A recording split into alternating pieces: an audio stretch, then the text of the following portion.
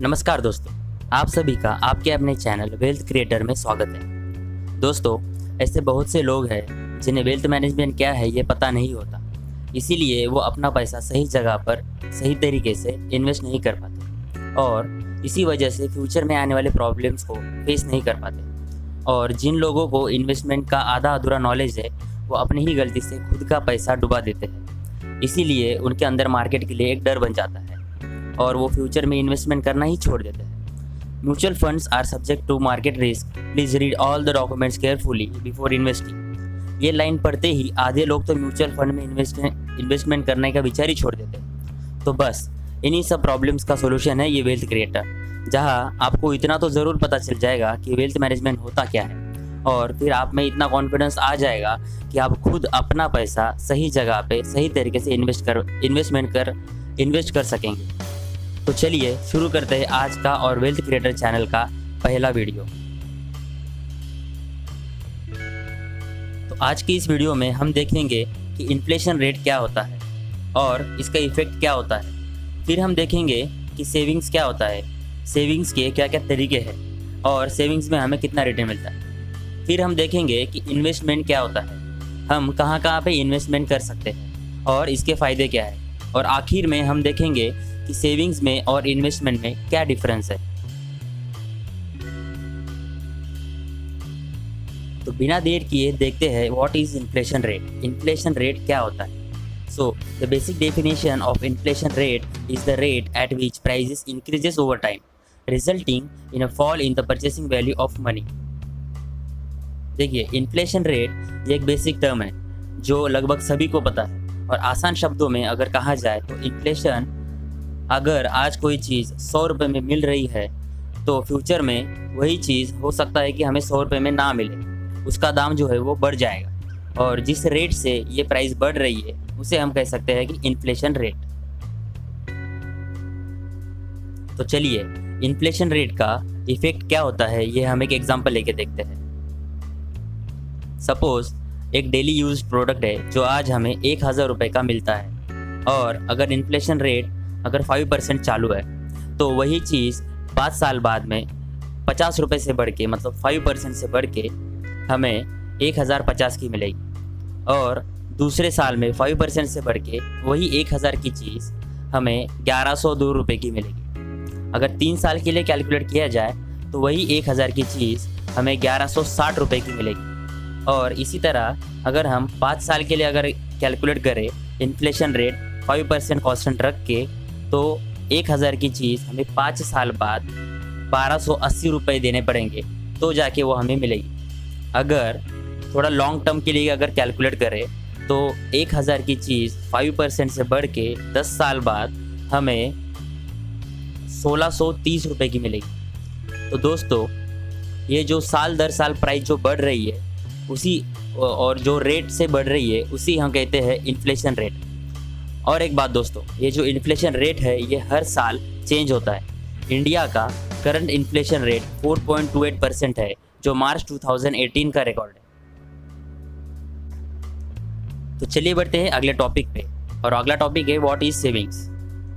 So the basic definition of saving is the amount of money saved from monthly income और salary after all expenses to meet future requirements और to fulfil future needs. सीधे सरल शब्दों में अगर कहा जाए तो महीने के पूरे खर्चे के बाद जो पैसा बचता है उसे हम सेविंग्स कहते हैं। तो जनरली लोग अपनी सेविंग्स 2 जगह पर रखते हैं, एक है बैंक सेविंग अकाउंट या फिर दूसरा है अपने घर पे जो गोदरेज का लॉकर होता है उसमें।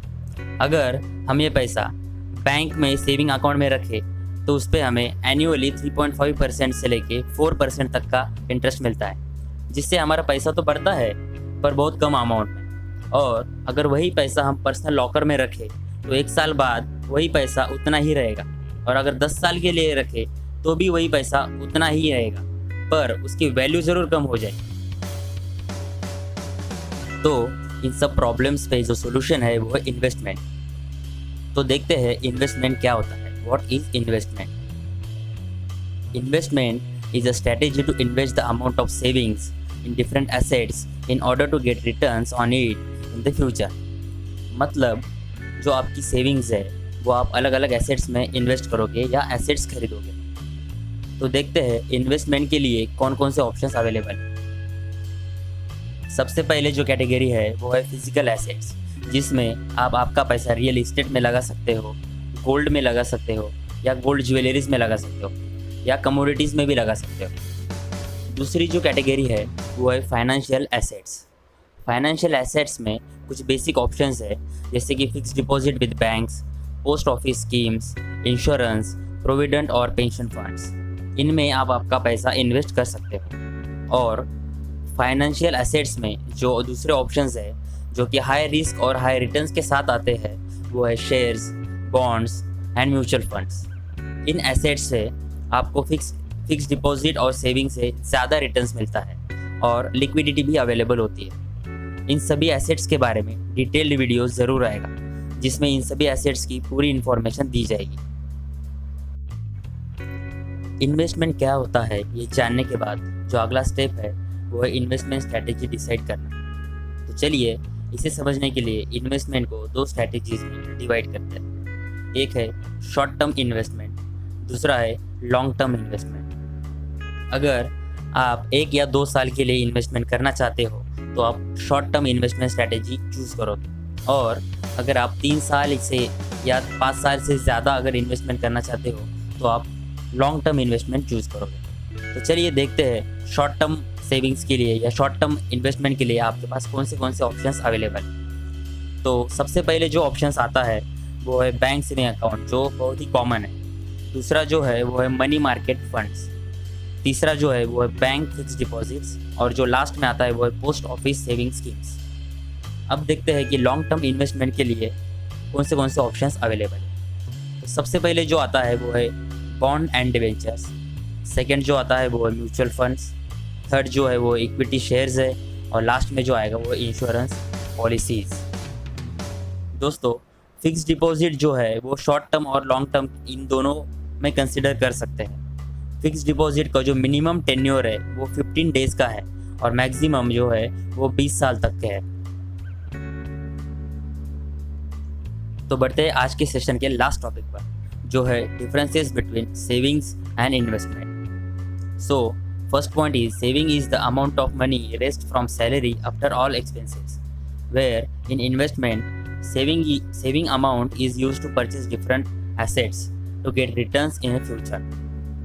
सेविंग्स में रिस्क कम होता है और रिटर्न्स भी कम मिलता है, where investment comes with a high risk and high returns. Duration of saving can be short term or long term, where investment comes with long term duration. So these are the basic differences between savings and investments.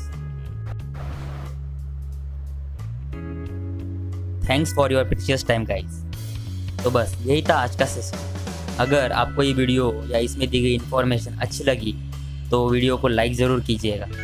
आप अगर कुछ suggestions देना चाहते हो या आपको अगर किसी और टॉपिक पे इन्फॉर्मेशन चाहिए तो आप कमेंट कर सकते हो। अगर आप चाहते हो कि ये वीडियो आपके दोस्त या फैमिली मेम्बर देखे तो वीडियो को शेयर ज़रूर करना, और ऐसे ही सिंपल भाषा में वेल्थ मैनेजमेंट सीखने के लिए इस चैनल को ज़रूर सब्सक्राइब कीजिएगा, और लेटेस्ट वीडियो सबसे पहले देखने के लिए बेल आइकन को ज़रूर दबाइएगा। तो मिलते हैं अगले वीडियो में, तब तक के लिए आपका और आपके पैसों का ज़रूर ख्याल रखिएगा।